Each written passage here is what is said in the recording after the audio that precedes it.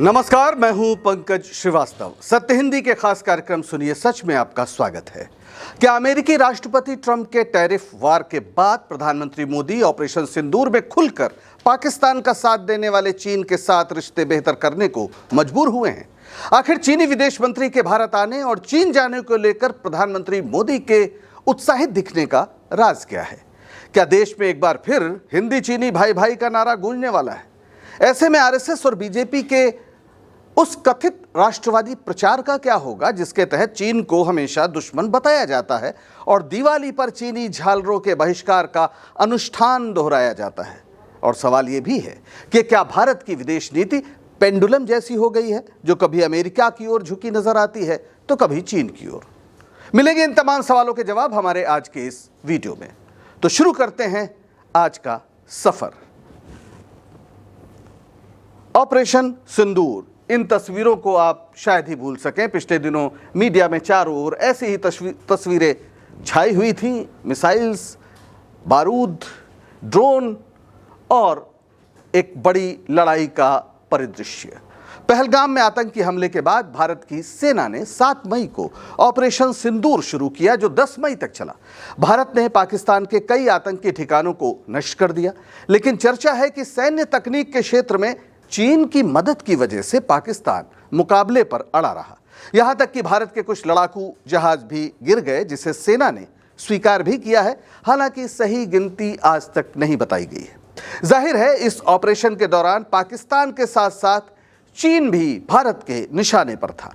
प्रधानमंत्री मोदी ने चीन का नाम तो नहीं लिया, लेकिन 27 मई को उन्होंने गांधीनगर में आयोजित एक कार्यक्रम में जो कहा वो बहुत कुछ बता रहा था। उन्होंने क्या कहा, ये देखिए। उन्होंने कहा कि अब हम कोई विदेशी चीज का उपयोग नहीं करेंगे। हमें गांव-गांव व्यापारियों को शपथ दिलवानी होगी कि विदेशी सामान से कितना भी मुनाफा क्यों ना हो, कोई भी विदेशी चीज नहीं बेचेंगे। लेकिन दुर्भाग्य देखिए, गणेश जी भी विदेश से आ जाते हैं। गणेश जी की आंख भी नहीं खुल रही है। वैसे तो छोटी आंख पर निशाना साधना एक नस्ली टिप्पणी ही कही जाएगी। उत्तर पूर्वी भारत के लोग भी छोटी आंख वाले ही हैं, लेकिन माना गया कि निशाने पर चीन है और उसके खिलाफ पीएम का ये गुस्सा है जो फूट रहा है। वे स्वदेशी का आह्वान कर रहे हैं ताकि चीन को सबक सिखाया जा सके और भारतीय बाजार में उसका माल न बिके। लेकिन महज 2.5 महीने बाद स्थिति पूरी तरह बदली नजर आ रही है। अब जरा ये तस्वीर देखिए। ये छोटी आंख वाले सज्जन जो आपके सामने हैं, जो प्रधानमंत्री से हाथ मिला रहे हैं, इनका नाम है वांग यी। 19 अगस्त को ये दिल्ली में थे। ये दरअसल चीन के विदेश मंत्री हैं। इन्होंने प्रधानमंत्री मोदी से मुलाकात की। इससे पहले वांग यी ने राष्ट्रीय सुरक्षा सलाहकार अजीत डोभाल से भी मुलाकात की थी। इस मुलाकात के बाद प्रधानमंत्री मोदी ने ऐलान किया कि वे शंघाई सहयोग संगठन यानी एससीओ की बैठक में भाग लेने चीन जाएंगे। बीते 7 साल में छोटी आंख वालों के देश चीन का ये उनका पहला दौरा होगा। इससे पहले उनकी अक्टूबर 2024 में चीनी राष्ट्रपति शी जिनपिंग से कजान में ब्रिक्स सम्मेलन के दौरान मुलाकात हुई थी। उसका क्या असर हुआ, ये हम कुछ महीने बाद हुए ऑपरेशन सिंदूर के दौरान निभाई गई चीन की भूमिका से समझ सकते हैं। बहरहाल प्रधानमंत्री मोदी ने एक्स पर जो पोस्ट किया, उससे छोटी आंख वाले राष्ट्रपति शी जिनपिंग से मुलाकात का उनका उत्साह देखने लायक था। उन्होंने जो ये ट्वीट अंग्रेजी में है, इसका अर्थ कुछ यूं है कि मैं तियानजिन में होने वाली एलओसी के एससीओ, माफ करिएगा, के शिखर सम्मेलन में हमारी मुलाकात का इंतजार कर रहा हूं। भारत और चीन के बीच स्थिर, भरोसेमंद और रचनात्मक संबंध क्षेत्रीय ही नहीं बल्कि वैश्विक शांति और समृद्धि में बड़ा योगदान देंगे। एससीओ यानी शंघाई सहयोग संगठन की स्थापना 2001 में शंघाई यानी जो चीन में है वहाँ हुई थी। चीन, रूस, कजाकिस्तान, किर्गिस्तान, उज्बेकिस्तान और तजाकिस्तान इसके संस्थापक सदस्य बने। यानी चीन, रूस और पूर्व सोवियत यूनियन के ये कुछ देश। 2017 में भारत और पाकिस्तान को भी इसकी सदस्यता दी गई और अब तो ईरान भी इसका हिस्सा है, यानी इसके 9 स्थायी सदस्य हैं। कुछ आमंत्रित पर्यवेक्षक देश भी इसमें शामिल हैं। इसका मुख्यालय चीन की राजधानी बीजिंग में है। ये ब्रिक्स के अलावा दूसरा महत्वपूर्ण संगठन है जिसमें भारत, रूस और चीन के साथ जुड़ा हुआ है। तो क्या माना जाए कि भारत ने चीन के साथ पैदा हुई बदमज़गी को भुला दिया है, लेकिन क्या ये इतना आसान है? खास तौर पर पाकिस्तान को लेकर चीन की गर्मजोशी जब जरा भी कम होती नहीं दिख रही है। गौरतलब है कि जब चीनी विदेश मंत्री वांग यी भारत का दौरा कर रहे थे, उसी समय चीन के विदेश मंत्रालय की प्रवक्ता का एक बयान चर्चित हुआ था। 19 अगस्त को वांग यी ने प्रधानमंत्री मोदी से मुलाकात की तो चीनी विदेश मंत्रालय की प्रवक्ता माओ निंग से सवाल पूछा गया कि भारत और पाकिस्तान दोनों के बीच तनाव है, लेकिन चीन पाकिस्तान का अच्छा मित्र है। ऐसे में भारत के साथ रिश्ते बेहतर करना उसके लिए कितना मुश्किल है? जवाब में माओ निंग ने चीन और पाकिस्तान के रिश्तों को हर मौसम में खरा उतरने वाला रिश्ता करार दिया। माओ निंग ने क्या कहा, ये हम आपको दिखाते हैं। उन्होंने कहा कि भारत और पाकिस्तान दोनों ही चीन के महत्वपूर्ण पड़ोसी हैं। हम दोनों देशों के साथ मैत्रीपूर्ण सहयोग बढ़ाना चाहते हैं और उम्मीद करते हैं कि दोनों देशों के बीच मतभेदों को सही तरीके से सुलझाया जा सकता है। ये बात सही है कि पड़ोसी को आप बदल नहीं सकते, लेकिन पड़ोस से अगर आतंकवादी हमले हो रहे हों तो मैत्रीपूर्ण सहयोग होगा कैसे? ये सवाल तो अनुत्तरित ही है। चीन दरअसल पाकिस्तान को मजबूत बनाए रखकर भारत की बढ़त को रोकना चाहता है या उसे दबाव में रखना चाहता है। चीन की रणनीति तो साफ है, लेकिन भारत के सुर क्यों बदले हुए हैं? कल तक खुलकर अमेरिकी खेमे में माने जा रहे भारत को अब चीन की तरफ झुकता हुआ क्यों समझा जा रहा है? इसकी वजह है प्रधानमंत्री मोदी के प्रिय दोस्त डोनाल्ड ट्रंप। ये तस्वीरें आपको याद ही होंगी। प्रधानमंत्री मोदी ने अपने प्रिय मित्र डोनाल्ड ट्रंप की तारीफ में क्या क्या नहीं कहा। उनके पिछले कार्यकाल में भारत बुलाकर नमस्ते ट्रंप जैसा कार्यक्रम हुआ, आपको याद होगा। कोरोना का खतरा सामने था, फिर भी विश्व का सबसे बड़ा स्वागत समारोह करने का दावा किया गया ट्रंप को भारत बुलाकर। फिर अमेरिका जाकर ट्रंप, अब की बार ट्रंप सरकार का नारा खुद प्रधानमंत्री मोदी ने लगाया। वहां पर जो भारतवंशी हैं उनका एक बड़ा कार्यक्रम हुआ और वहां ये नारा खुद प्रधानमंत्री मोदी ने लगाया। यह अलग बात है कि ट्रंप चुनाव हार गए। ट्रंप अब दोबारा राष्ट्रपति बने हैं। 2025 की शुरुआत में उन्होंने अपना दफ्तर संभाला है बतौर राष्ट्रपति, लेकिन इस बार ट्रंप के सुर बदले हुए हैं। उन्होंने ऑपरेशन सिंदूर रुकवाने का श्रेय खुद लिया। भारत और पाकिस्तान से कई घंटे पहले उन्होंने सीज फायर का ऐलान कर दिया था।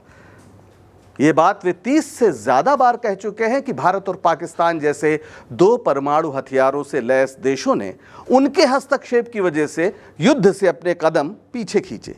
युद्ध होता तो दुनिया तबाह हो जाती। वे खुलेआम खुद को शांति का नोबेल पुरस्कार पाने लायक मानते हैं, लेकिन मोदी जी के लिए इस दावे को स्वीकार करना मुश्किल है। उन्होंने भारत में यह प्रचारित कर रखा है कि पाकिस्तान के गिड़गिड़ाने पर उन्होंने सीज फायर किया था, लिहाजा उन्होंने चुप्पी साध ली, जबकि पाकिस्तान ने आधिकारिक तौर पर ट्रंप का नाम नोबेल पुरस्कार के लिए नामांकित किया है। जाहिर है ट्रंप की त्योरियां चढ़ी हुई हैं। उन्होंने अपने टैरिफ वार में भारत के प्रति कोई रियायत नहीं बरती। ट्रंप ने भारत पर 50% टैरिफ यानी आयात कर लगाने का ऐलान कर दिया है। इसमें 25% टैरिफ एक दंड है। यह दंड है रूस से तेल खरीदने के एवज में। ट्रंप का कहना है कि भारत बड़ी तादाद में रूस से क्रूड ऑयल खरीदकर उसकी अर्थव्यवस्था को टिकाए हुए है, जिससे रूस यूक्रेन के साथ अपना युद्ध जारी रखने में सक्षम है। लेकिन रूस से तेल तो चीन भी खरीद रहा है, उस पर ऐसा टैरिफ क्यों नहीं? जवाब दिया है डोनाल्ड ट्रंप के आर्थिक सलाहकार नेवारो ने। उन्होंने फाइनेंशियल टाइम्स में एक लेख लिखा है, पीटर नेवारो इनका नाम है, और इन्होंने लिखा है कि चीन रूस से तेल लेकर अपनी जनता को सस्ते दाम में देता है और बचत का इस्तेमाल वैकल्पिक ऊर्जा स्रोतों पर कर रहा है, इसलिए चीन का आयात न्यायोचित है। जबकि रूस से तेल खरीदकर राजनीतिक दखल रखने वाले भारत के कुछ उद्योगपति उसे प्रोसेस करके विदेशों में निर्यात करते हैं और मुनाफाखोरी कर रहे हैं। इस आयात का जनता को 1 रुपए का भी फायदा नहीं पहुंचा है। ऐसे में भारत के ऊपर दंडात्मक टैक्स लगाना न्यायोचित है? क्या यह आरोप सच है? ये सही है कि रूस से सस्ता तेल खरीदने से भारत को भारी आर्थिक लाभ हुआ है। भारत ने वित्तीय वर्ष 2024 में रियायती रूसी तेल खरीदकर 25 अरब अमेरिकी डॉलर की बचत की है। 2022 से 24 के बीच भारत ने रूस से 132 अरब डॉलर का तेल आयात किया, जो यूक्रेन युद्ध से पहले महज 2.5 अरब डॉलर था। यह भी सही है कि रिलायंस जैसी कंपनियों ने रूस से तेल खरीदकर विदेशी बाजारों में बेचा है, और यह भी सही है कि इंडियन ऑयल जैसी कंपनियों ने सस्ता तेल खरीदने के बावजूद भारतीय नागरिकों को कोई लाभ नहीं दिया। अगर देखा जाए तो अमेरिका से रिश्ते की गिरावट का यह ऐतिहासिक दौर है। भारत का सामान अगर उस पर इतना टैरिफ लगेगा तो अमेरिका में महंगा हो जाएगा, और महंगा हो जाएगा तो फिर बिक्री कम हो जाएगी। वैसे ये गिरावट एक बार और आई थी जब इंदिरा गांधी प्रधानमंत्री थी। ये तस्वीर अब इतिहास के पन्नों में दर्ज है। राष्ट्रपति रिचर्ड निक्सन और भारत के प्रधानमंत्री इंदिरा गांधी। कम से कम किसी अमेरिकी राष्ट्रपति ने भारत को लेकर सार्वजनिक रूप से ऐसी अपमानजनक भाषा का इस्तेमाल नहीं किया जैसे प्रधानमंत्री मोदी के प्रिय मित्र डोनाल्ड ट्रंप साहब कर रहे हैं। 1971 में बांग्लादेश वॉर के समय राष्ट्रपति रिचर्ड निक्सन ने प्रधानमंत्री इंदिरा गांधी के साथ सम्मानजनक व्यवहार नहीं किया था, जो उनसे मिलने वॉशिंगटन गई थी। तो इंदिरा गांधी मीटिंग छोड़कर चली आई थी। उन्होंने अमेरिका के 7वें बेड़े की परवाह नहीं की और सैन्य हस्तक्षेप करके इतिहास ही नहीं भूगोल बदल दिया। बांग्लादेश नाम का एक नया देश ग्लोब में बन गया। लेकिन माई फ्रेंड ट्रंप की रट लगाने वाले मोदी जी ट्रंप का नाम तक लेने को तैयार नहीं होते।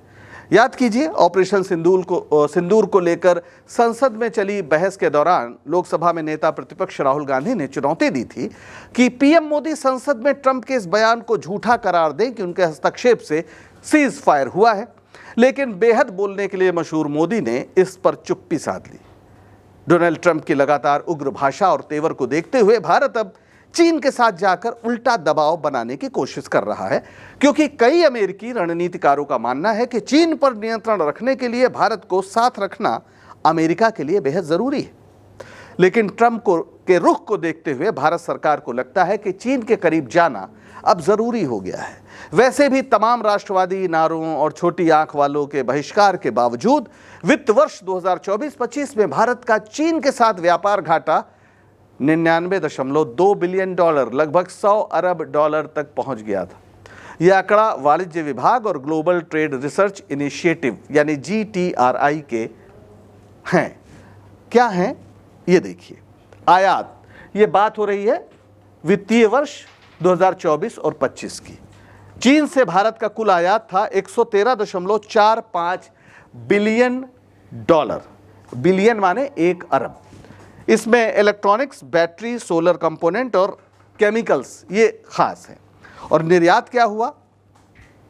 भारत का निर्यात था चीन को सिर्फ 14.2 बिलियन डॉलर, जिसमें लौह अयस्क, कपास और कार्बनिक रसायन शामिल हैं। यानी भारत का कुल घाटा कितना हुआ? 99.2 बिलियन डॉलर। आयात और निर्यात के बीच का जो अंतर होता है वही दरअसल घाटा होता है। ये घाटा पिछली बार से ज़्यादा है। 2022-23 में जो घाटा था वो 85 बिलियन डॉलर का है, जो अब लगभग 100 बिलियन डॉलर तक पहुंच गया है। मैन्युफैक्चरिंग में चीन की बढ़त भारत के मुकाबले बेहद ज़्यादा है, इसलिए भारतीय बाजार चीनी सामान से पटे पड़े हैं। दाम में कम और गुणवत्ता में बेहतर साबित हो रहे हैं। इसलिए छोटी आंख वाले गणेश जी भी दिवाली पर हर तरफ नजर आते हैं और बिजली की चीनी झालर से गरीबों के घर भी झिलमिलाने लगते हैं। भारत का जोर सेवा क्षेत्र में था। मैन्युफैक्चरिंग की व्यापक बढ़त के लिए ज़रूरी है कि विज्ञान और तकनीक में ज़्यादा खर्च किया जाए। भारत में लेकिन जैसा विज्ञान विरोधी माहौल बना है, उसे देखते हुए न समाज में ऐसी इच्छा दिखती है और न सरकार में। बहरहाल मुद्दा सीमा का भी है, जो लंबे समय से अनसुलझा पड़ा है। थोड़ा भारत का और चीन का इतिहास भी देख लेते हैं ताकि इन संबंधों को हम समझ सकें। भारत और चीन को लगभग साथ ही आज़ादी मिली थी। दोनों ही देश हजारों साल पुरानी सभ्यता के वाहक रहे हैं, लेकिन पूंजीवादी लूट की उपनिवेशवादी हवस का शिकार हो गए। भारत ने महात्मा गांधी के नेतृत्व में अहिंसक क्रांति का रास्ता चुना और 1947 में आज़ाद होकर तीसरी दुनिया के तमाम देशों के लिए प्रेरणा बन गया। उधर चीन में माओ त्से तुंग के नेतृत्व वाली कम्युनिस्ट पार्टी ने किसानों को संगठित करके सशस्त्र क्रांति की और 1948 में आज़ादी पाई, यानी लगभग बराबर। और उसके बाद दोनों ही देश ये मानते थे कि उपनिवेशवाद के सताए हैं और दोनों को साथ मिलकर चलना है। एशिया का भविष्य उन दोनों के सहयोग में ही संभव है या उस पर निर्भर है। चाओ एन लाई ये प्रधानमंत्री थे चीन के, जो भारत आए थे। पंडित नेहरू भारत के पहले प्रधानमंत्री, उनकी छवि एक वैश्विक नेता की थी। दुनिया ने उन्हें शांति के मसीहा के रूप में स्वीकार किया था। खास तौर पर गुट निरपेक्ष नीति ने रूस और अमेरिका के बीच चल रहे शीत युद्ध, जो द्वितीय विश्व युद्ध के बाद शुरू हुआ था, उस शीत युद्ध के बीच ना पिसने का एक रास्ता दिया था तीसरी दुनिया के देशों को। वे चीन के साथ दोस्ती चाहते थे पंडित नेहरू, और 1954 में चीनी प्रधानमंत्री चाओ एन लाई भारत आए और पंचशील समझौता हुआ। इसमें 5 चीजें थी: शांतिपूर्ण सहअस्तित्व, एक दूसरे के मामलों में दखल न देना, एक दूसरे के क्षेत्रीय अखंडता का सम्मान करना, आक्रमण न करना और समानता और पारस्परिक लाभ पर आधारित रिश्ते बनाना। ये वो सिद्धांत थे जिन्हें पंचशील कहा गया, और हर तरफ हिंदी चीनी भाई भाई का नारा गूंजा। लेकिन 1959 में एक ऐसी घटना हुई जिससे रिश्ते पटरी से उतर गए। ये 1959 में दरअसल तिब्बत में विद्रोह हुआ और दलाई लामा, जो वहाँ के सर्वोच्च धर्मगुरु थे, उनकी ये पुरानी तस्वीर है, वो भारत आ गए। भारत में उन्होंने शरण ली। जाहिर है चीन नाराज हुआ, क्योंकि उसे लगा कि भारत तिब्बत में दखल दे रहा है। और यहाँ हम ये भी बता दें कि भारत आधिकारिक रूप से तिब्बत को चीन का हिस्सा मानता है। भारत का तिब्बत से बहुत पुराना रिश्ता है। बौद्ध धर्म और दर्शन के विकास, प्रसार, प्रचार में इन दोनों के बीच काफ़ी आवागमन विद्वानों का इतिहास में रहा है। लेकिन शरणागत को शरण देने की नैतिक बाध्यता को देखते हुए नेहरू जी ने दलाई लामा को शरण दे दी। लेकिन चीन के साथ रिश्ता इस कदर बिगड़ा कि 1962 में दोनों के बीच युद्ध हो गया। चीन ने अपने दावे वाले कई क्षेत्रों में पर कब्जा कर लिया और भारत की हार हुई। भारत उस समय नया एक तरह से कहा जाए आज़ाद हुआ था, उसकी सैन्य तैयारियां भी उतनी नहीं थी। और दूसरी तरफ पंडित नेहरू स्वप्न में भी नहीं सोच सकते थे कि जिसके साथ पंचशील समझौता हुआ वो युद्ध भी कर सकता है। इसके बाद 2 दशक तक दोनों देशों के बीच रिश्ते ठंडे रहे। इसमें गर्माहट आई 1988 में, जब प्रधानमंत्री राजीव गांधी ने चीन की यात्रा की। राजीव गांधी भारत को 21वीं सदी में ले जाने की बात कर रहे थे। उन्होंने देश में दूरसंचार क्रांति की शुरुआत की, कंप्यूटर को बढ़ावा दिया। उधर चीन ने भी उदारीकरण को स्वीकार किया और मैन्युफैक्चरिंग और तकनीक विकास पर जोर देकर तेजी से तरक्की की। बीते 4 दशकों में चीन ने इतनी तरक्की की कि वो अमेरिका के बाद दुनिया का दूसरा सबसे ताकतवर देश बन गया। उधर भारत की गाड़ी फंस गई सांप्रदायिक राजनीति में। ये तस्वीर आप जरूर पहचानते होंगे। लाल कृष्ण आडवाणी की रथ यात्रा बहुत मशहूर थी, और ये जो उस यात्रा में संचालन कर रहे थे अब भारत के प्रधानमंत्री हैं नरेंद्र मोदी। 20वीं सदी के 8वें दशक में बीजेपी ने अपनी राजनीतिक बढ़त के लिए राम मंदिर का मुद्दा उठाकर देश के माहौल में सांप्रदायिक रंग घोल दिया। जो पार्टी 1980 में गांधीवादी समाजवाद के नारे के साथ बनी थी, उसके नेता बात में हिंदू मुस्लिम विवाद पैदा करने की नीति पर चलने लगे। इससे बीजेपी का ग्राफ तो तेजी से बढ़ा, लेकिन समाज में वैमनस्यता बढ़ने लगी। हालांकि ये विवाद राम मंदिर का, बाबरी मस्जिद का, ये दशकों से अदालत में था और अंत में अदालत से ही तय हुआ। लेकिन इसे जनता के बीच ले जाकर और ये कहकर कि अदालतें आस्था का फैसला नहीं कर सकती, एक माहौल बनाया गया। बीजेपी 1996 में एक बड़ी पार्टी बन गई, सबसे बड़ी पार्टी बन गई, और अटल बिहारी वाजपेयी के नेतृत्व में साझा सरकार के मुखिया बनने का भी अवसर बीजेपी को मिल गया। वे प्रधानमंत्री बन गए और फिर यही सिलसिला और तेज किया गया और 2014 में नरेंद्र मोदी पूर्ण बहुमत के साथ प्रधानमंत्री बन गए। उन्होंने आते ही चीन के साथ रिश्तों में गर्मजोशी भरने की कोशिश की। ये तस्वीर भी आपको याद होगी। अहमदाबाद में शी जिनपिंग यानी चीन के राष्ट्रपति को बुलाया, खूब स्वागत सत्कार किया, राष्ट्रपति और उनकी पत्नी को झूला झुलाया गया बाकायदा साबरमती के तट पर। आर्थिक सहयोग पर जोर दिया गया। निवेश पर समझौते हुए। नाथुला पास के जरिए कैलाश मानसरोवर यात्रा शुरू हुई। लेकिन 2-3 साल बाद 2017-18 में तनाव फिर बढ़ने लगा। अब सवाल है, रिश्ते क्यों बिगड़े? गलवान झड़प 2020 में लद्दाख की गलवान घाटी में हिंसक टकराव हुआ। 20 भारतीय और कम से कम 4 चीनी सैनिक मारे गए। LAC यानी लाइन ऑफ एक्चुअल कंट्रोल, जो भारत चीन की 3488 किलोमीटर लंबी अस्थायी सीमा है, इसे चीन ने एक तरफा बदलने की कोशिश की और हमारे तमाम गश्ती दल अब वहां तक नहीं जा सकते जहां पहले वो जाते थे। नेता प्रतिपक्ष राहुल गांधी बार बार ये सवाल उठाते हैं कि चीन ने हमारी जमीन पर कब्जा कर लिया, और प्रधानमंत्री कुछ बोल नहीं रहे। प्रधानमंत्री बोले थे एक बार, और सिर्फ ये कहा था उन्होंने, न कोई घुसा है न कोई घुस आया है। हालांकि सैटेलाइट इमेजेस हैं, खुद भारतीय जनता पार्टी के कई नेता हैं जिन्होंने इस बात को स्वीकार किया है कि चीन ने हमारी सीमा के अंदर घुसकर गांव तक बसा लिया है, खासतौर पर अरुणाचल प्रदेश की ओर। दोनों में विश्वास टूटा। इससे पहले डोकलाम गतिरोध भी हो चुका था। डोकलाम जो भूटान में है, भारत भूटान चीन ट्राई जंक्शन जो है, वहाँ पर डोकलाम में चीन ने सड़क बनाने की कोशिश की थी। भारत ने उसमें हस्तक्षेप किया था, जिससे 73 दिन तक गतिरोध चला था। और एक और विषय 2019 का है, वो अनुच्छेद 370 है। भारत ने जम्मू कश्मीर का विशेष दर्जा हटाकर लद्दाख को केंद्र शासित प्रदेश बना दिया।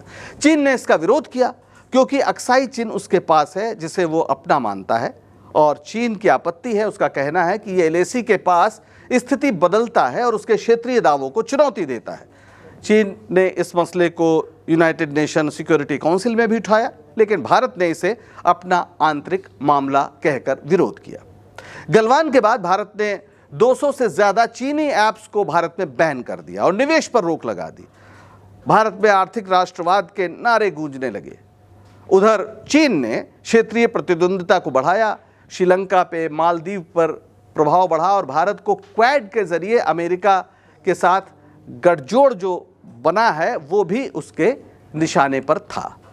पाकिस्तान में उसने जो चीन पाकिस्तान इकोनॉमिक कॉरिडोर है, उसमें अरबों डॉलर का निवेश किया है।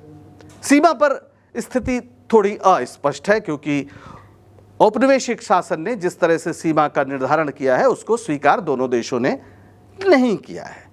तो जाहिर है भारत और चीन के बीच एक साझा सहयोग हो, इसके लिए ज़रूरी है कि इन तमाम तनावों को ख़त्म किया जाए, और चीन विरोधी जो भावना है उस पर भी कमी आना ज़रूरी है। उसके बिना ये संभव नहीं है कि सरकार चीन के साथ रिश्ते बेहतर करे और नीचे चीनी सामान के बहिष्कार के नारे लगे। ऐसे में हिंदी चीनी भाई भाई के नारे की जो बात हो रही है वो आसान नहीं है। ट्रंप के टैरिफ दबाव ने भारत को रूस और चीन के करीब जाने को तो मजबूर किया है, लेकिन चीन के साथ खास तौर पर विश्वास की कमी है। पाकिस्तान से चीन की दोस्ती और LAC पर उलझे सवाल रास्ते में रोड़ा है। फिर भी SCO और ब्रिक्स जैसे मंचों पर सहयोग और व्यापार बढ़ने की संभावना है। उम्मीद की जानी चाहिए कि भारत अपनी रणनीतिक स्वायत्तता बनाए रखेगा, चाहे वो अमेरिका हो, रूस हो या फिर चीन। भारत की विदेश नीति का पेंडुलम बनना उसकी छवि के लिए ठीक नहीं है। आज के लिए बस इतना ही। अगर सच बताने का हमारा प्रयास आपको पसंद आ रहा हो तो शो को लाइक करें, शेयर करें और चैनल को सब्सक्राइब करें। सत्य हिंदी का ऐप भी डाउनलोड करें, जिसका पता वीडियो के नीचे डिस्क्रिप्शन में आपको मिल जाएगा। तो अब दीजिए इजाजत, नमस्कार।